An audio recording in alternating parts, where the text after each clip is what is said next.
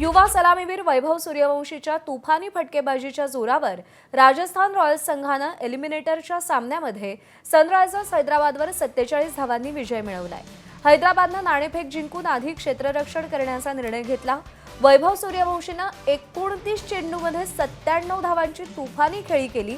ध्रुव जुरेलनं 21 चेंडूत 50 धावा फटकावत हैदराबादसमोर 244 धावांचं आव्हान ठेवलं। या आव्हानाचा पाठलाग करताना हैदराबादनं 196 धावांपर्यंत मजल मारली आणि राजस्थाननं 47 धावांनी सामना जिंकला।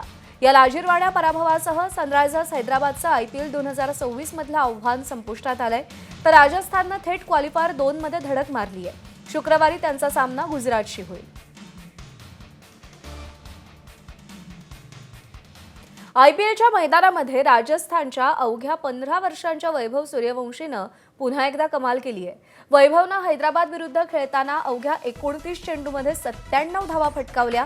त्याच्या या खेळीमध्ये 5 चौकार आणि तब्बल 12 षटकारांचा समावेश होता। या खेळीदरम्यान वैभव ख्रिस गेलचा IPL मधला सर्वात जलद शतकाचा विक्रम मोडेल असं सगळ्यांनाच वाटत होतं, मात्र प्रफुल्ल हिंगेच्या गोलंदाजीवर तो बाद झाला आणि त्याचं विक्रमी शतक अवघ्या 3 धावांनी हुकलं। मात्र त्यामुळे राजस्थाननं 20 षटकात 243 धावांचा डोंगर उभारला। या स्पर्धेच्या सुरुवातीपासूनच वैभवनं आपल्या धडाकेबाज फलंदाजीनं लक्ष वेधून घेतलं होतं। क्रिकेटमधल्या अनेक जाणकारांनी वैभवच ख्रिस गेलचा विक्रम मोडीत काढेल असं भाकीत वर्तवलं होतं आणि कालच्या सामन्यामध्ये तो विक्रम होता राहिला। दरम्यान या खेळीमुळे IPLच्या यंदाच्या मोसमात सर्वाधिक धावा करणाऱ्या फलंदाजांसाठीची ऑरेंज कॅप सध्या वैभवच्या डोक्यावर आहे।